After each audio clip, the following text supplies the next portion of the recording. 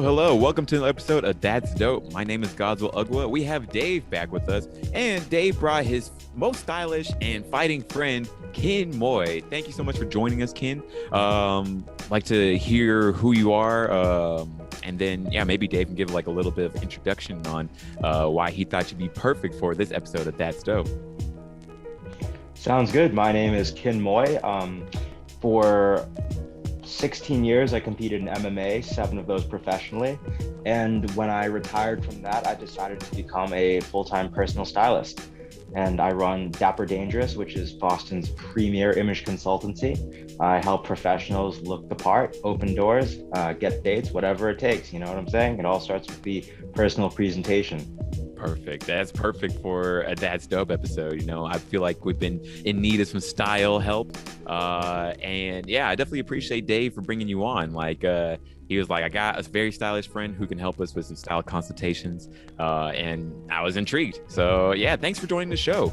And then Dave, how you been? How's life been with you since going back up north?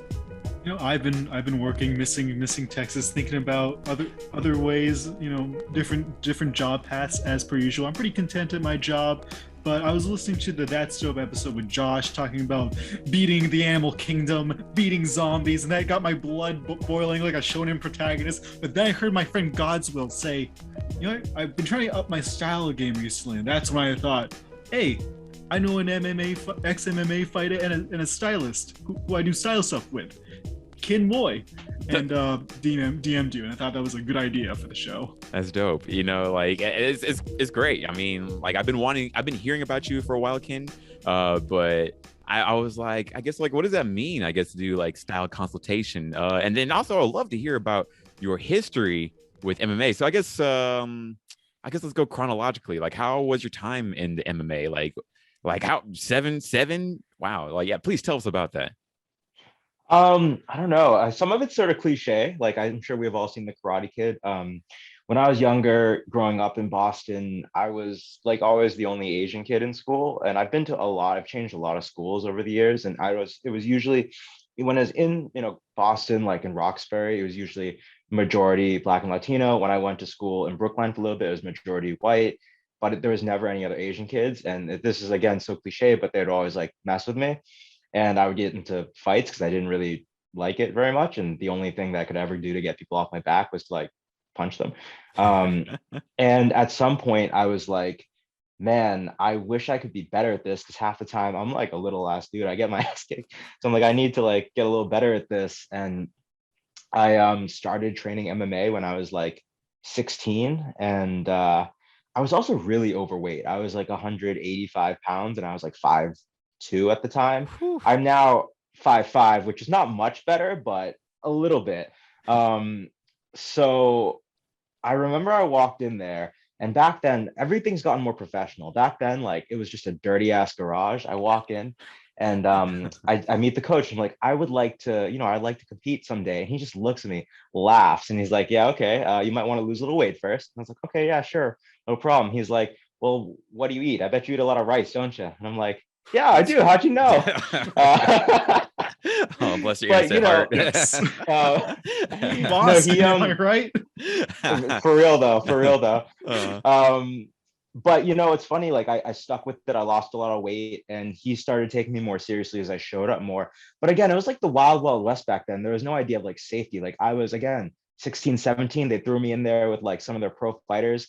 Got my nose broken. They're just let's see, take a round off. You feeling okay now? And I'm like, I don't know, maybe. And they're like, well, the bleeding stopped. You can go back in if you want. Might as well, since you're here. If you want. I'm all right, cool. So I did. I remember the craziest thing. This was before I even was invited to sparring. I dislocated my ankle on the Thai pad. I just missed it and just got the tip of my foot, and it went, and I fell over. And I was like, oh my God, I can't stand up. And then my coach just walks over. He kind of looks at me. He's like, you might be all right. He grabs my ankle. This is a movie. Just yanks it. And it's pop. And I'm like, I stand back up. I'm standing. And he's like, yeah, you're good. Let's just get back to it. So it was wild back then. Wow. Oh my gosh. But yeah, I mean, and again, being smaller, I usually, shorter, I usually just got beat up. I remember the funniest thing, how I decided to stick with this gym was I walked in and there's all these big ass dudes and there are these two women who are like tiny. And my first time sparring, I was like, all right, I'm going with this woman and I'm like, I don't, I'm a gentleman. I don't want to like hit a woman too hard. So Mhm. I kind of like paw out some jabs. She like slips it, overhand hook, Whew, knee to the whew. body, and I almost puked. And I was like, what? And then I went at her again and just got like fucked up. And I was like, wow, I just got my ass beat by someone like 40 pounds lighter than me. uh, I think this is the place for me. wow. I'm Um, about to ask. I was like, how'd you stay at this spot? But I mean, I guess it sounds like you really found a kinship with it. Sorry, but yeah. I I really like didn't mean to that. do that. But but That's okay. It was welcome. yeah, It was needed. It was sweet. necessary. Yeah, but Um, yeah, so, like yeah, yeah. that's interesting. Like and I guess like did it actually like show you like how to get the right techniques and like to become a better fighter? No, I mean, Oh. back then, it's so funny. Now I look back and I'm like, we were a bunch of dumbasses in a garage beating each other up. I would go with like this jacked Wanderlei Silva looking 205-pound dude, just like rocking my shit. And that was just like, oh, yeah, it happens. What are you going to do? Maybe next round you'll go Wow. with someone smaller. When so I stuck with it. I lost a lot of weight. They're like, why don't you try a grappling match? And I was like, all right, let me try it. I did so, won a match, lost a match. But they're like, you know what? You showed up, you've been dedicated. Why don't you try a kickboxing match? So I did that and I lost. And they're like, well, it was a decent showing. And, I think you're ready. If you lose a little bit more weight, you can do MMA because it's a little more dangerous. We want you to not be too undersized. I go in there. And I beat the fuck out of this kid. I end up Hey. smearing his blood all over myself and all over the ring, choke him out, What a sport. and it was pretty fun. Um, Wow. that was my amateur MMA debut, and it was like a good time. And then I just kept doing it, and I kept winning. And uh, it's like next thing you know, I'm like the number one amateur bantamweight in New England. Wow. Um, I end up eventually getting defeated, coming back, winning a couple more.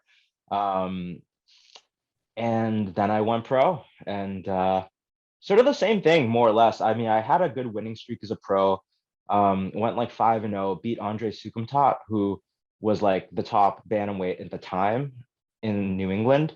And I fought in Bellator on my sixth fight against Jackson Wink prospect Steve Garcia.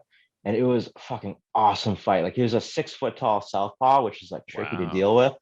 And we beat the shit out of each other. We both had to go to the ER. Um, yeah, for stitches. It was another bloody mess. My favorite fight ever. Unfortunately, I lost a very controversial split decision in that fight. Mm. All the commentators had me, they're like, yeah, Kinmoy won all 3 rounds, no problem. But then for some reason, just like two of the judges didn't think so. And it was kind of weird, but what are you gonna do? That's the game. Yeah. Um, I like your attitude, by the way. Like, you just like you take it as it comes and you just are like, it is what it is. Go on to the next one. Like that's really cool. Thanks. I mean, I don't know how to explain it. I'm just here to like fucking cliche anime protagonist. I just want to get stronger. Yeah, I mean, I Like, feel it, it's making me think of, I mean, definitely the anime protagonist. So he's just like, in fact, actually, it's particularly this one manga that just came out, Ayashimon, where the guy wants to be a main character, but he's like, I can't really get started until I get beat up, like, or it's hilarious. Like, you're definitely like the protagonist right here, and I love it. sounds about right. It's pretty character building. I mean, I guess at the end of the day, like I didn't get into it because I thought I was going to be like the best fighter in the world or something like that. I just really wanted to channel, or I wanted to like learn how to handle myself, defend myself, because I used to, and even as an adult, like, especially these days with like the anti-Asian racism and stuff like that, Mm. shit happens. And I always just wanted to feel like I could handle myself. And at the end of the day, it may have been a little overkill because like I you know, yeah, a little overkill, but that's where I was going. So I was like, yeah, win, lose, whatever. I just want to fight really hard and see where I can go with it. And I did end up for a while being the number one pro in New England too, but I never made it quite to the UFC. I fought in Bellator a few times. I started getting beat up, not like losing fights per se, but just my body was so beat up. I've had an absurd number of concussions, and I'm like, Oh, I don't know if I want to do this forever. And all the while, my style business was really starting to pick up, and I was like, man, I need to either like make it to the UFC, or I'm just gonna like do this styling thing instead. So I had a good run, a good like final run. I beat up a couple guys, and my final fight that I could withstand, just because the training camps are so hard on the body, I was fighting UFC veteran Tateki Matsuda. I had 2 straight finishes, and if I got a 3rd straight finish, that would make me more eligible to like, maybe compete in the UFC. The scouts usually they want 3 in a row and they have to be finishes. And Tateki was tough. Like I definitely beat the crap out of him, but he he didn't get finished. He survived. And that didn't punch the ticket that I was hoping to. I got invited to compete on Dana White's contender series like 5 times, but I just kind of refused because not 5 times before, but like after that fight, they just kept asking and asking. But at that point, I was like, I don't have a lot more in me. Like I either want to fight in the UFC and like have that benchmark, or just not and do something else with my life. So in the end, I chose the latter, and that's where I am now. Wow, that's a cool story. And I mean, that's blood, lots of blood. I'm saying, so much blood. Yeah, it sounds really painful, but it's really cool that you chose this way, and that you had that sort of deadline of either doing it or not doing it. So I guess now onto the style part. How long have you been doing that for? And I guess, can you tell us like all about that side of your life? Yeah, absolutely. So let me think. Where were we? 2022. I started in June 2017. I was still fighting, and this is funny because this is gonna show how little business sense I have. The cliche with fighters is the only way they can really both train flexibly and make some kind of money is doing personal training, because they're like, if you get locally famous, which I did, then people would want to train with you and pay you to teach them how to fight or how to whatever, get in shape. So the problem with that for me was that it took me a long time to really make it profitable. And then on top of that, it became really hard because it took the same energy that I wanted to put into my own training. So I started finding myself either being a really half-assed coach or a really half-assed fighter. And I thought to myself, man, I need this flexibility. I need something that pays well by the hour so that I can, not work too many hours and still train a lot. But it needs to not exhaust my body and mind the same way that this does. And I'm like, do I have any other skills? Meanwhile, the only other skill I have was dressing, being a snappy dresser. Which is its own story. I used to really think style was stupid. I used to just wear like oversized sweatpants and just not give a shit. But at some point, my friend actually convinced me through MMA to convince me to care. Because I was like, who cares? Why look good if you can't deliver? It's what you do, not what you look like. And I hate these guys who come into the gym with like sick ass gear and you think they look all cool, but then you spar with them and they suck. Like, I don't want to be like that. Hollow. Yeah. To which he said to me, he's like, okay, Ken, fair. But you look at that guy, you don't know him yet.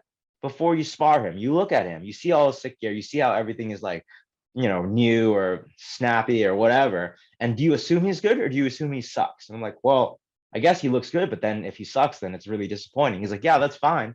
But until you really step in there with him, you don't know. You just have an assumption. And sometimes I've seen you do this, Ken. You look at that guy who looks snazzy and you give him a lot of respect that he probably doesn't deserve, but you assume he must be good because he looks so good that you like, you give him that extra respect that otherwise if he came in with like, wife beater and basketball shorts, you just run him over and think nothing of him. And I was like, oh, that's interesting. Well, actually at the time I was like, yeah, fuck it, whatever, I don't care. But then like, it just stuck with me and dug its way into my head where I'm like, yeah, maybe I should care a little bit more. I don't want to look like that guy who's brand new to this, whatever that means. But as a shorter guy and someone who at the time had a super triangular build, side note, I'm now back up to 180, like because I've retired. I eat ice cream every day. Like I'm not in terrible Corona shape, time but I'm also. not. Yeah, I don't blame it. God, that was a good 25. And also it's the right winter there. time. You guys, especially up north, you guys need a little bit more to survive the winters, right? I appreciate that. We'll go with that. We'll go with that. But yeah, like it was so frustrating because nothing I bought off the rack which fit me. My friend told me to go get things tailored, but it's like a different language, like tailoring, and you try to ask for something and the like you want the pants to like not be too long, and then the old guy will be like, yeah, this looks about right, and I'm like, I don't know, it still looks kind of long. He's like, no, I'm the tailor, trust me, it's right. So then I'm like, okay, cool. then I come back another week and I'm like, I don't know, these are still kind of long. And he's like, well, that's what you paid for. I mean, I can do it again, but you're gonna have to pay me again. And I'm like, oh, okay, Wow. well, But again, I guess like getting the shit kicked out of me in the gym, I got the shit kicked out of me by bad tailoring, but I just persevered and uh, eventually learned to speak the language, learned to communicate what I wanted, learned to be persistent and demanding what I wanted from the professionals that I was paying. And finally things started to come together. I started to look, more like what I wanted to. And then all of a sudden, the people in my life took notice. They started, I mean, we'll get into this part later, but they started treating me like a little bit better, which is weird. But they also started to ask me for help, like, getting dressed for a wedding or an interview or whatever. So I was doing that for funsies for a little while. But around again in 2017, when I was like, man, I wish I could have a job that I could, get a decent hourly for and not have to work too much. So I could still train twice a day, every day.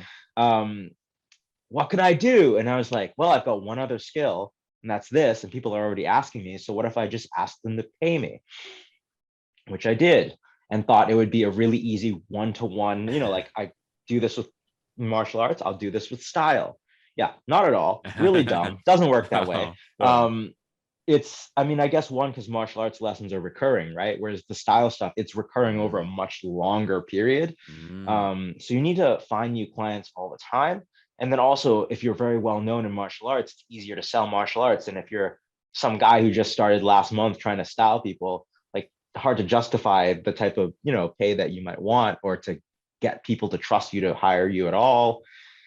So much like the martial arts, that ended up being a grind. But thankfully, I had the platform from being locally famous in MMA that I could at least just blast my services constantly, write articles, make videos, and people would, and it's funny, I never ever got any following on Instagram. I don't even have like too many Facebook friends, but people on Facebook who I knew somehow would always see it, and then they would hire me and they'd be like, I read your article. I was really impressed by that. I think you know what you're doing. I need your help.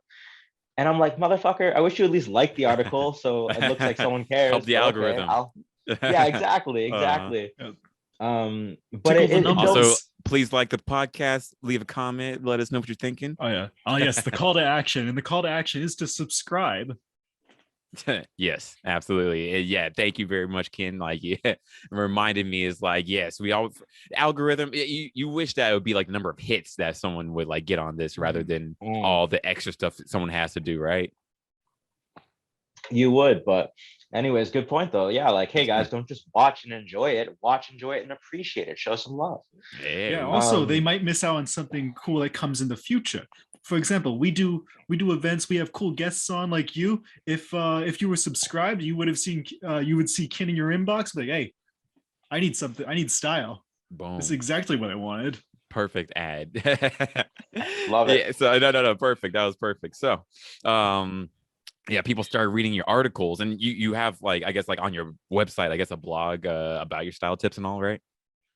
I do. It's funny. It's really funny, but kind of tragic. More like tragic comedy.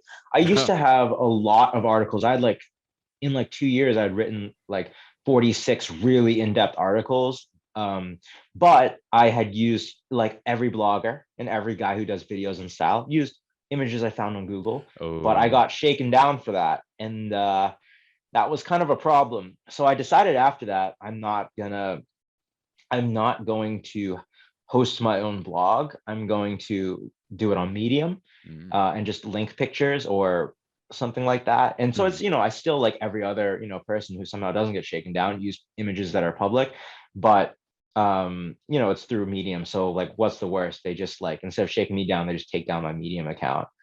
But suffice it to say, I have a lot less posts than I used to for that reason. Like, we get it taken away, like, what's the point of doing it, right?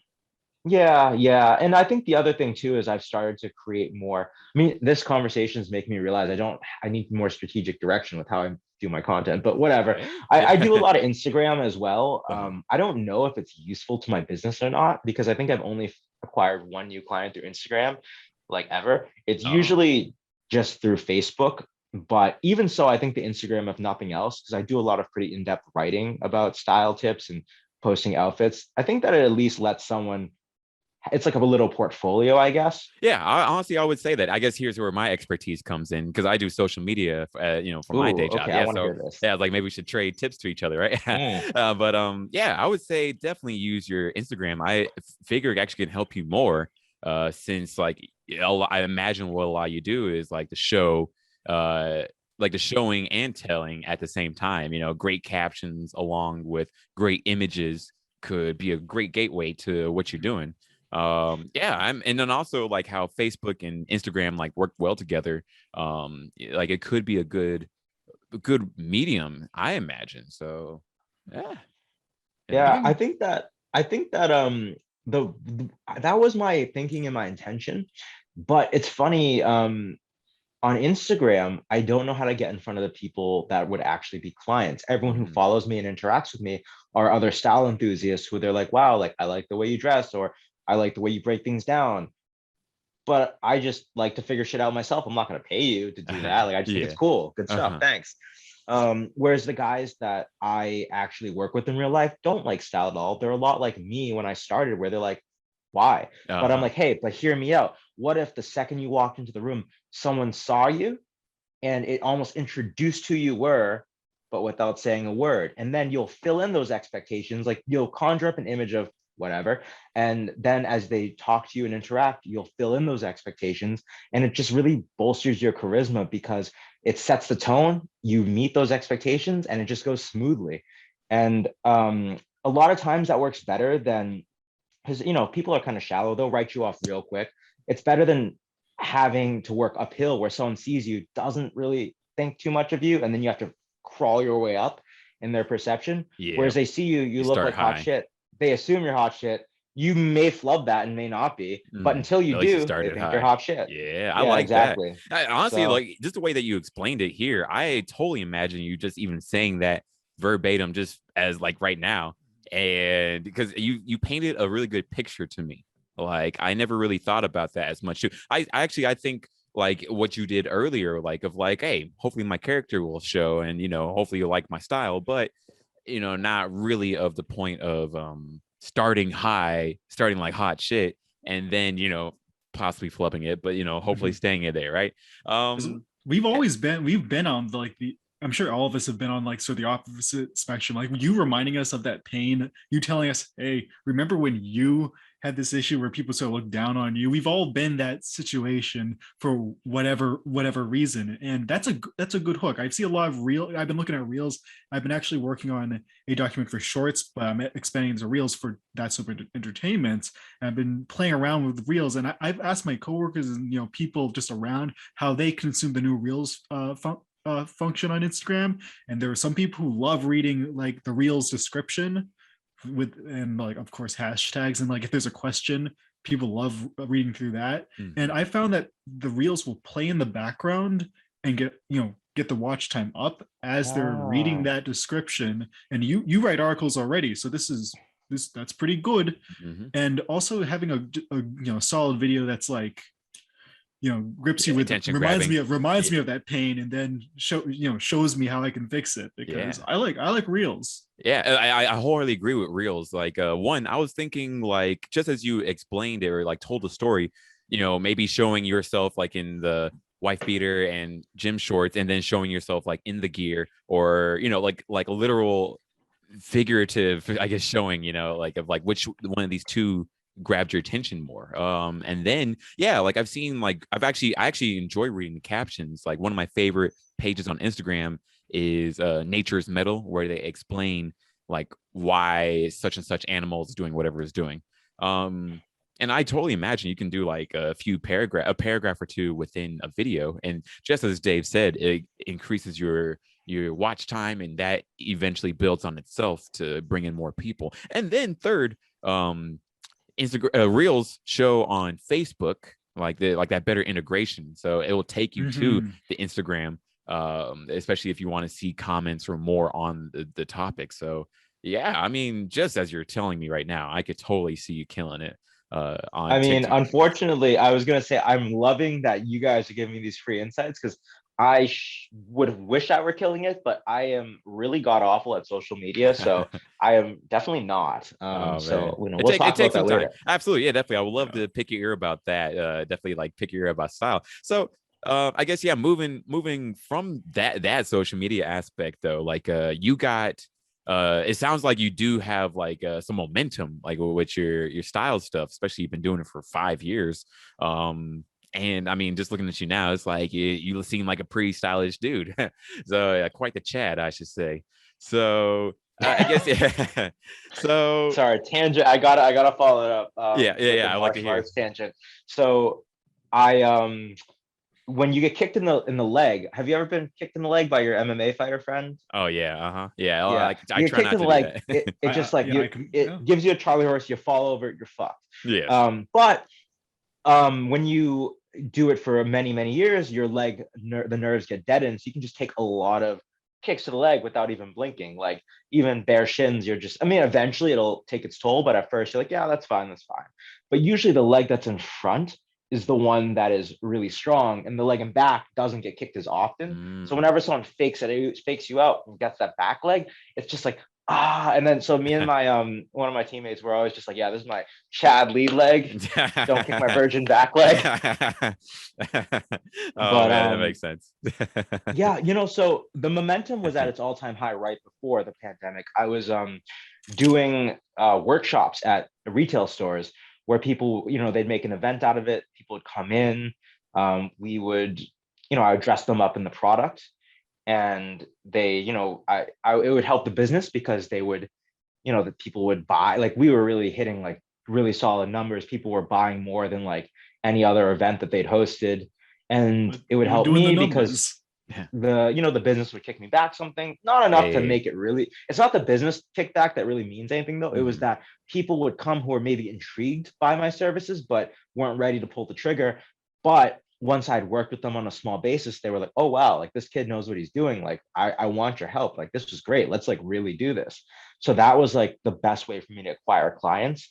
And I had finally really solidified a partnership with one of my favorite clothing companies, Bonobos, and Oh. I was going to be hosting, or rather, they were going to host me for an event, a styling event at Bonobos, and this was going to be great because the one in the Peru is like much higher clientele than the place that I was doing previously, which I won't talk about because I had a falling out with that company. So Oof. I like never shout them out anymore. And it Mhm. wasn't even anything they did to me personally. Like they still try to work with me sometimes, but like they they had closed down the Boston store very abruptly, and they had not given the employees any warning. Just literally were like, "You're out next week. Clean this place up. Bye." Oh, And Wow. I was like, I know what you're talking about. I know you do, but I just will never shout their name out on anything. But I will say that Bonobo's way better stuff and much higher end, and it was really going to be my. I think for me it was going to be great because it was going to introduce me to a higher level of clientele. Just because the price point's so much higher, the clientele is different.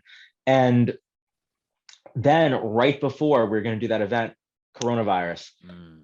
and they'll never. I don't think at this point they're ever going to hold any type of, well, at least for another like 3 to 5 years. I don't think they'll ever do an event like that again until Dang. this is like Yeah, more over handled. with. Yeah. Yeah, exactly. So I was really frustrated because I was starting to really get a lot higher end clients in general. Mhm. I was able to really start charging what I feel like I was worth. Mhm. And then I was starting to, get in front of more and more people through these events. And right when I was going to take that next step up, coronavirus. Ah, So I was pretty man. depressed during 2020. I had nothing to do, was just locked in my house.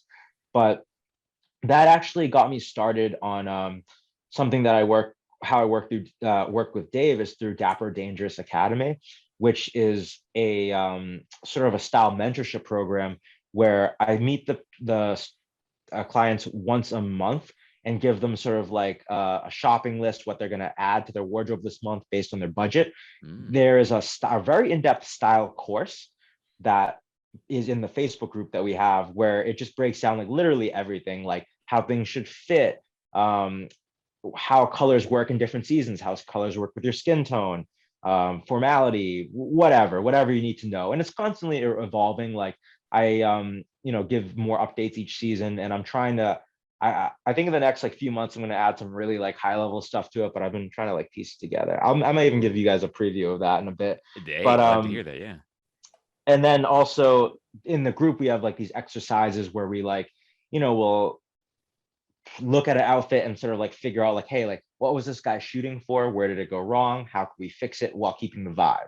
So through that, we've had a lot of success at like guys who I've never worked with in person have leveled up their style like very impressively. And I think that that's what I'm really grateful about coming out of COVID in the pandemic lockdown, because I never was confident enough to try something remote before because I'm so hands-on and I have a really, really high standard for my clients and how things should fit. But I did a trial with the guy who was in New York, a psychiatrist. I've never hung out with him in person while styling him. Like I think I met him once because he was in town briefly to do a photo shoot of his outfits, but he's out there, he's a psychiatrist, he's killing it. Like it's changed his life in terms of dating, it's in terms of his professional success. He was like the youngest guy in the clinic, and a lot of times he was a little overlooked, but then over the course of like 6 months, as they start to elevate his presentation, he was like, yeah, it's crazy, like not only do I get more attention from like my female coworkers, but like I'm getting like treated really differently from my patients, because before they'd be like, they kind of like look at me funny and sideways, be like, I don't know, what do you really know? You're like a kid. But now they just somehow listen to me. They don't argue with me as much. They're just like, okay, yeah, I'll take that medication. Sure. So I think that that's being able to, and that's the type of result that I've always delivered in person. But to be able to do that remotely, it was really shocking to me. And now that's something that I want to focus on a bit more, trying to find more people who would be a fit for that. Well, for better or worse, I shouldn't complain, but I was going to say, unfortunately, it's really the in-person styling that's picked up the most momentum, because I've not done a good job. That's on the advertising, the mentorship program. So a lot of the people who come to me just want to go shopping and stuff. But I would really like to focus on this coming year growing the mentorship program, because it's pretty small. It's like under 12 people right now. I can really focus on them, but I feel like there's enough infrastructure now that if we were able to really grow it and get more group participation, that would be ideal. Okay. Wow. So, go ahead, Dave.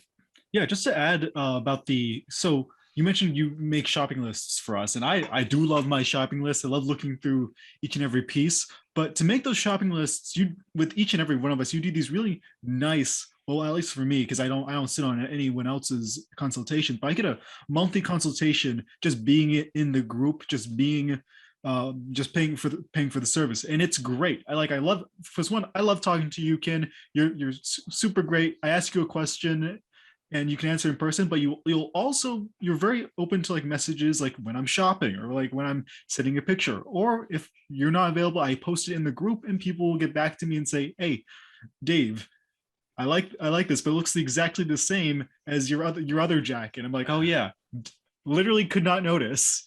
But I just love the interaction. I love the meetings that we have, and it's really a thing that I quite enjoy, aside from shopping, because I do like shopping, but shopping makes me lose money, so not as great. But that's valid.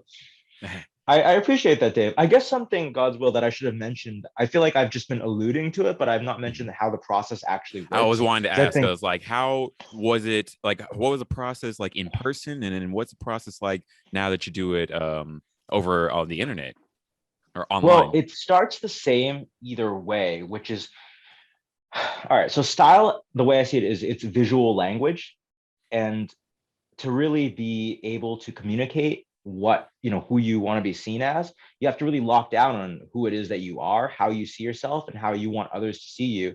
So the initial consultation is usually like what did someone say? I had a client describe it as sort of like art therapy, because I ask a lot of like personal questions and we talk a lot about, I don't know, like hopes, dreams, insecurities, pride, whatever.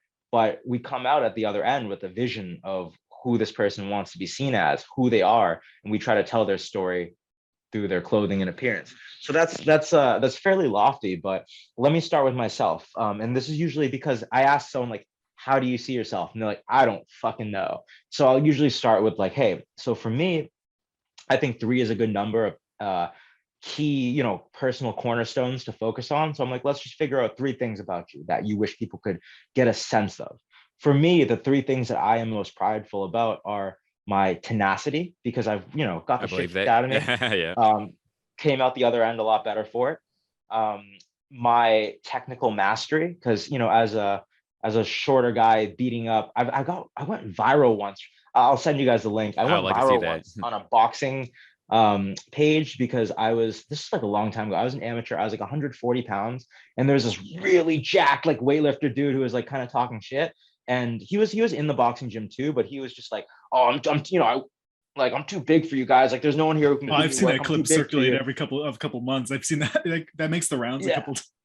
And I'm just like, I remember I was already tired of shit because I've been sparring a lot, but I just like get hot headed sometimes. I'm like, yo, I'll give you some work. Like, let's go. So we went, and, I beat him up, and then that round didn't go viral. I beat him up pretty badly, and like he kind of had to stop. And then I went back to sparring, did a bunch more rounds with someone my size. And then after I'm tired, this dude's like, let me get one more. Let me get one more. I'm like, all right, let's fucking go. Even though I'm winded. So it's not my cleanest boxing. I'm a little sloppy, but basically I put him down with a body shot and he doesn't get back up. Wow. And but where was I going with that? Technical mastery is a force multiplier. It lets you take a little and do a lot more with it. And I feel like I really value that about myself in martial arts, but also with style. I mean, because when I started this, I definitely had less disposable income. So I would have to look really good on a pretty tight budget. And knowing how to do that, having skills as a force multiplier to take that budget a lot further than it otherwise would go, was something that I really, valued about myself. So just in general, technical mastery, really important to me. And finally, playfulness, because at the end of the day, I enjoy a good time. I enjoy humor. And I don't dress, I dress as celebration of self, not because it's my job or I have to go to like a, corporate office and whatever. It's because I like expressing myself. I like clothes, whatever. So those 3 pillars of my identity is what I try to depict with my clothes. So what does that look like? With the tenacity, obviously, I can't, that's more psychological, but I tailor my clothes pretty aggressively to showcase my hard-earned physique and my physical strength. And between, and again, we talked about how it sets the tone, but then you'll fill in that expectation. From afar, you're just like, oh, this guy looks pretty triangular, pretty strong. You get close, you see the facial scars, you see the cauliflower ear, and you're like, oh shit, this dude might be like a fighter or something. Yeah. The technical mastery I really enjoy. Today I'm a basic bitch, but I enjoy mixing unorthodox patterns, colors, textures in a way that, it's not super obvious at first, but if it catches your eye, you're like, oh, that's interesting. And then the more you look, the more the story unfolds, the more you see these little details.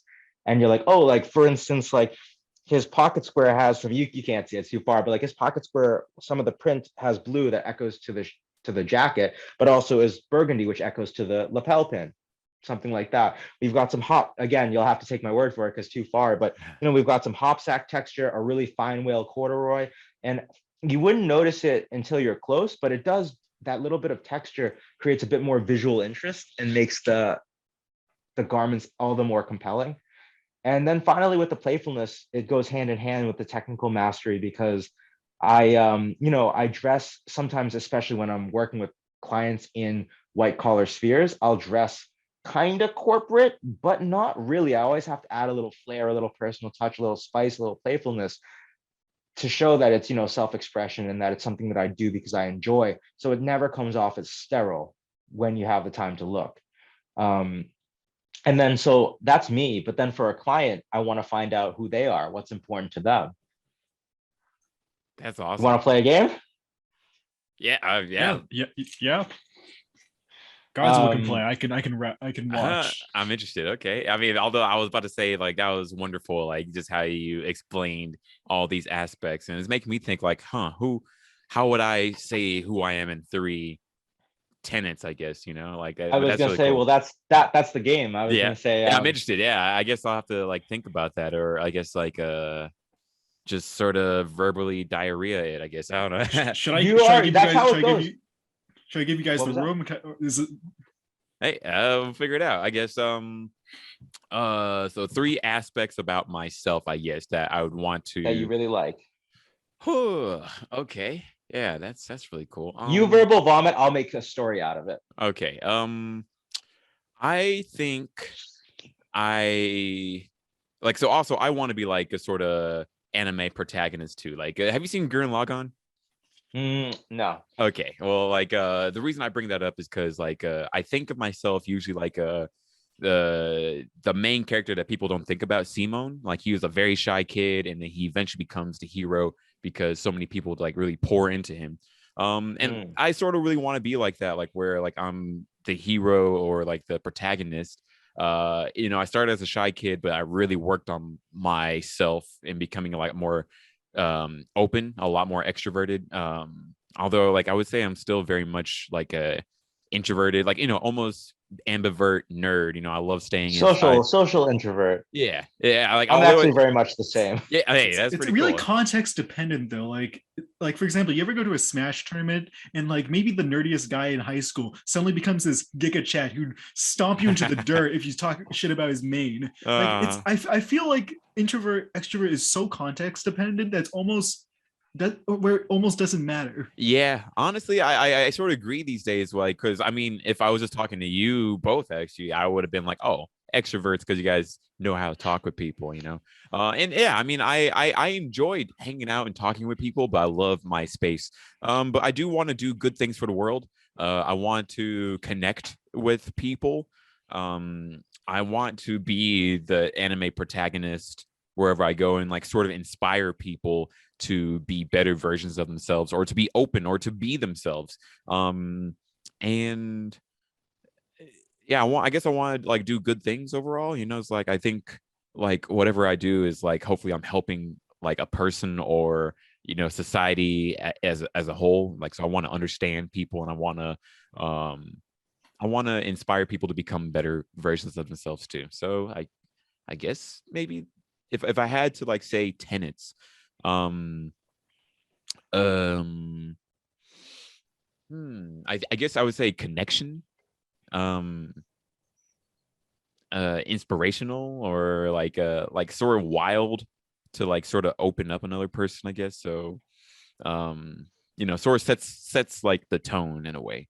I'm gonna start asking some probing questions because I feel like I really like what you said there, but it sort of all spoke to that, all connected back to some part of you that I now understand, which is that you really aspire to be collaborative. You want to make people comfortable to work with you. You want to come together and build something out of your connections. And I see. So that was, we got one. You're collaborative. That's a really important part of your That's persona. one. You bring up a lot that you want to be an anime protagonist. Can you tell me more about what that means? Yeah, I guess like I think about like my role models, and usually it comes like, honestly, if I had to say like a medium, like even more than real life, it would probably be from anime that like I've been the most inspired to sort of enjoy life, and like in like sort of be who I am, like to really, my personality really came out from anime as inspiration, I would say. And also like it's part of my career, like my long-term career has luckily been in anime. um so and then also like I've always been inspired by anime characters for being the unique individuals that they are. And I've always been inspired on like their work ethic, and like just like how usually like these characters like aren't just born lucky, but they always like work at becoming better versions of themselves. And it usually reaches people inside the anime, and then also of course in real life, to the point that we talk about them, or you hang up posters all over your room because you love this stuff so much. So what's interesting, and I got a bit of this vibe from you just throughout our conversation, but another word that really stands out to me that I feel describes you is you're very exuberant. you have, when you talk about how, you know, what you like about anime, what you like about the protagonist's journey, and how also when you're talking about connecting with and inspiring other people, you just have this sort of like glint in the back of your eye, this sort of like, you know, joy that just comes out, and you think about it, you talk about it, it builds on itself. And that sort of exuberance, I think, is a bit contagious. I feel like I felt very welcomed when we first started talking on this podcast, and I could feel your excitement and how you genuinely, you know, connect to the things that people tell you. And, you know, again, you want to build and collaborate with them to create this story that we're sharing now. So I see you as collaborative, exuberant, and find one more. So both of those, the other thing I like usually is, I like two words you'll hear me talk about a lot with style is authenticity and aspiration. And usually it depends on the person and their goals, because good style is a perfect balance between aspiration and authenticity. You want to be like your best self, put your best self forward, best foot forward rather, but you got to keep it real. You can't pretend to be something you're not. So finding that balance. And when we try to find these three core tenets, usually people will choose either two aspirational tenets or two authentic, close to the heart tenets. Sometimes it goes the opposite. In your case, I feel like because this is you and we want to go with what you're actually putting out there, you've given out two close to the heart tenets, which is, you know, again, your collaboration and your you know, enthusiasm, your exuberance. So let's pick one aspirational aspect of yourself, something that you're like, you know, I'm really fucking good at blank. Something that people appreciate me for is blank. Something you'd brag about in terms of like a trait. Something I brag about. I try to. I think one thing that like I like to, at least I think about myself, is sort of like I strive for excellence in a lot of what I do. So I mean, for example, like I think like just something that comes to mind would be like for video games. I try to get the platinum trophy like every time. Like I try to do 100% of everything in a game, and not because for any real reason, but like I sort of like standing at that peak. You know, school was always sort of the same thing. You know, if I was gonna do like an MMA thing, I think I would be like, I want to be the best, you know, like, or not even like, not like an unrealistic way, but like I'm gonna do the best I can in this, like and that's my goal. Like I guess like what's a more concrete aspiration maybe. Um right now, I guess like my job, like in my personal career, is like I would say collaboration has been like my strongest suit. Of like knowing so many different people and then being able to plug them into promotions at work, or being able to talk to different departments and getting what we need. You know, like I sort of imagine myself like Fallout, put all your stats into charisma and just, you know, like, and then do the charisma check, I guess, right? um I think I figured it out. What you, with a common thread in everything you told me is that when you find yourself, when you dedicate yourself to something, you really go for it and you strive to achieve. So sort of achievement is a really key tenet in your persona and how you operate, because once you get into it, you're like, I'm going to do the best damn job I can and I'm going to complete this thoroughly. So at the end of the day, when we pull it all together, and I, now that we've said this, I'm like, yeah, I could see that in you. You are an achiever, and you achieve through your exuberance and your collaboration. And this trifecta is sort of molds and shapes your overall persona and what you put out into the world and how you carry yourself. So then the key is to take that and put that into clothing, which I guess probably sounds really vague and nebulous, but that's what I'm here for. So, all right, part two. Let's say I were styling you. What would you want to dress for? What are the occasions? Where do you find yourself mostly? Are you in social events? Are you at professional events? What do they look like? Tell me more. yeah, I am in more casual social events these days. Like I haven't really been in anything professional, and even professional, the most dressy I would get, I can imagine, would be honestly, like, yeah, I mean, it's very casual. Like working in the anime industry, you know, you see a lot of graphic tees, right? Or a lot of anime gear, but I do want to do more than just the sort of basic you know, like, I mean, even this is like more basic, but you know, like it's a nice standard tee. But yeah, I would like to look fresh wherever I go. And also like I dance and I like to like hip hop dances. So it would be cool if I could mix that, you know, like just stand out more in a casual setting, I guess. Yeah. Oh, I already see it.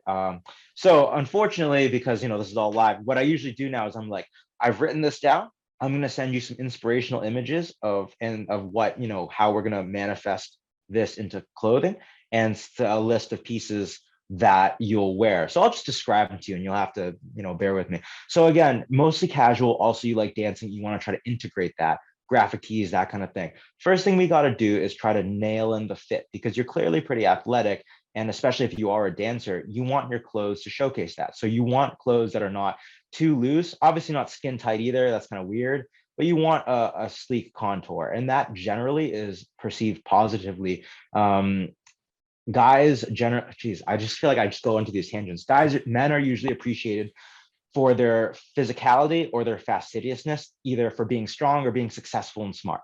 So the great thing about clean contours is that it sort of communicates both. If you happen to be in good shape, it showcases your physique and your physicality. So people just subconsciously are like, oh, like this dude's strong. Like I just subconsciously respect that.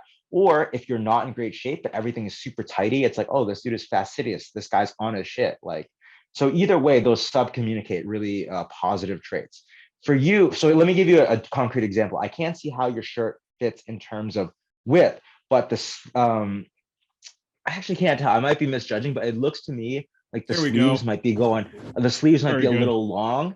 I think if the sleeves were just a inch shorter, I think it would make you look a bit more like fit, and it would showcase your body a bit more, and it would be a bit more clean a contour. But I was gonna say, I think the move for you would be to get you into some well-fitted, keep the tees, get some well-fitted joggers and jeans, and some nice sneakers, like some sort of flashier sneakerhead kind of things. And that would be sort of the pop.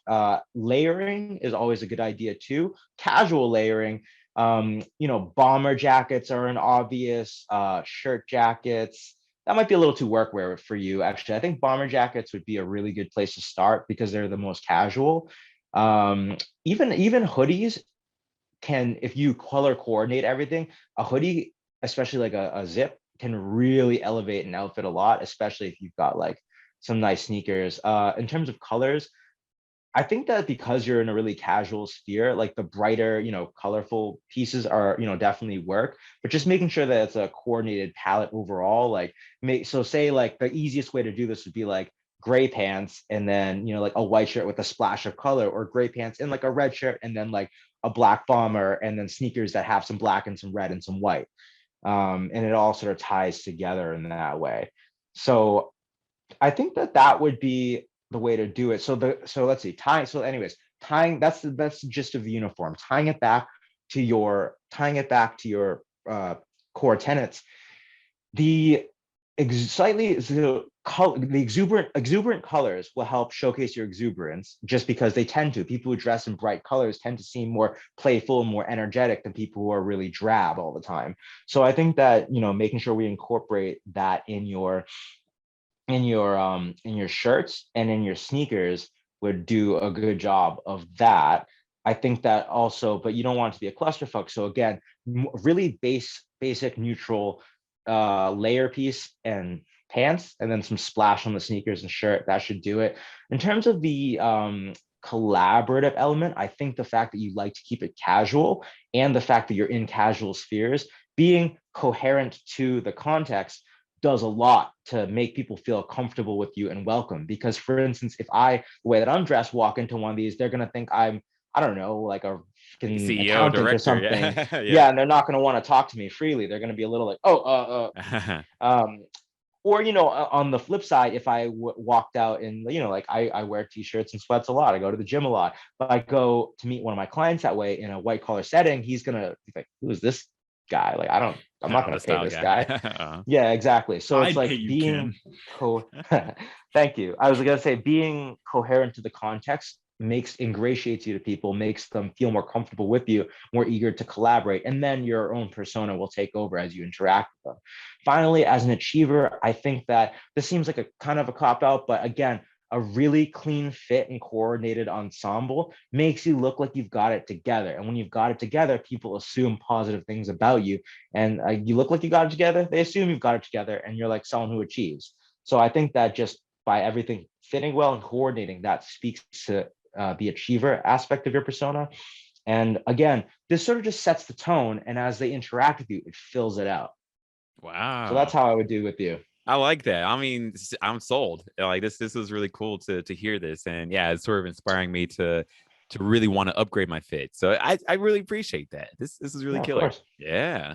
Wow. The other key too, I was going to say, is that what I really emphasize is a really lean core wardrobe, because here's where guys always struggle. They want to dress good or whatever, but they've got this closet full of crap. They don't like half of it. They don't know what goes with what. It's hard to even find what you want to wear. And then, yeah, fuck it, I'm just going to wear the sweatpants and t-shirt Godswill, did again, you just even look if at your it has a wardrobe? stain. Did you just look at your wardrobe? Like, I did. I was like, huh. Like, what am I thinking? So when you really clear it out and fill it with only things, A, that you love and are excited to wear, and B, that go together really well, it's suddenly really easy to get dressed, because then there's no bad choices. I have, especially for a personal shopper or whatever, I've got like no clothes. Like I've got like three different blazers. Like right now I usually have three pants, but I gained some weight. So I have two different dress pants, like three chinos, a pair of jeans, like five shirts that I circulate through. Like it's not that much, Wow. but it's, you mix and match it. And it comes out like a lot more. And you can come out with fresh fits all the time. And the other thing is, most people don't see you every day. So it's like, you wear the same jacket twice in a week, and who's going to know? That's cool. That's a good point. Yeah, because I'm thinking like, how many things will I need to Less make it less pop? is more, man. Less is more. I think, to be honest, like if I were to style you and say you were just like, oh, this month I spent a lot of my money on travel, so I really just want to make some good additions but not spend too much, I'd be like, the first thing I would do is just get some really well fitted, like two pairs of really well fitted joggers, one gray, like one lighter gray, one medium to dark gray. That's how we start. And then that will go, I'm sure with I'm sure going to these events, you've got lots of different t-shirts, some of which probably fit you very well and that you like. So you wear the gray with any of those t-shirts that fit you well, they'll be the pop of color. And then even just some black shoes, we're off to a good start. Next month, we'll look at maybe a layering piece. The month after that, we'll look at some shoes that have a bit more flash. And then it slowly builds. And then as you sort of create this really strong foundation, you're like, hey, all these shirts that are a bit too big, don't need this anymore. And next thing you know, you've only got good options. Wow. Okay. Yeah. No. I like how you even set me on a path right now. Like this is pretty cool, and like it's good to think like, okay, thank God I don't have to do this all at once. I can actually like. Well, go that's bit what by the Dapper bit. Dangerous Academy thing is about, because people. So I'm probably going to scare people off with this, but all right. So when people work with me in person, usually it's a fairly expensive buy-in, but we do it all in one go. We get it all done in like 2 to 4 weeks. So usually they end up between my services, and I mean, I'll just say it. Like I charge $1,600 for the wardrobe makeover, and they're going to want to spend at least that much on the clothes. Usually they'll spend double. So usually they're in for like, 16 on me, 3 grand on clothes, sometimes more. That's a lot. Not everyone can do that. So the problem is, what about everyone else? Like, and especially me, like, I mean, I want to serve the wealthy clients because they'll pay me Yeah, they more. got some money, But right? Yeah, I feel yeah, it. yeah, yeah. But I started this because I was a frustrated dude who didn't have a lot of money, was trying to make a little bit of money go a long way.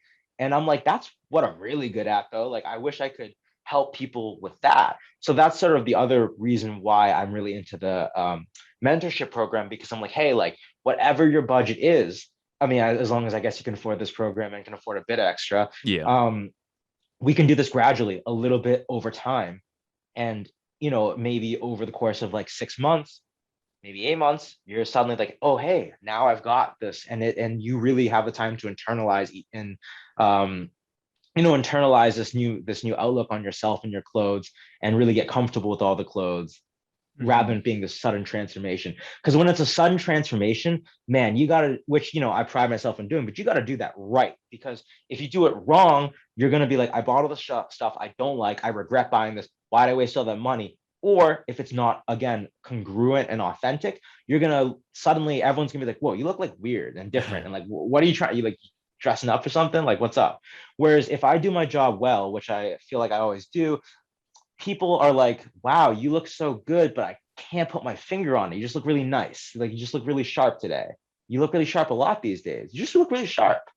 But it's not like, oh, you're playing dress up right now. Like, are you going to an interview or something? It should be significantly upgraded, but not so sudden and stark that the person looks like they did a makeover or something like that. I see. Wow.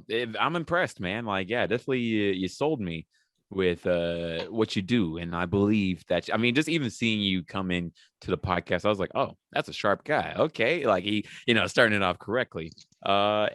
Just this consultation and just this quick demo on like what you can do, I'm pretty sold. And I mean, I was sold by the fact that Dave brought you here in the first place, but you really sold me like on what you do, and I'm excited for you, and I would love to see your stuff thrive. So yeah, man, thank you so much for sharing this with us. Like this was golden.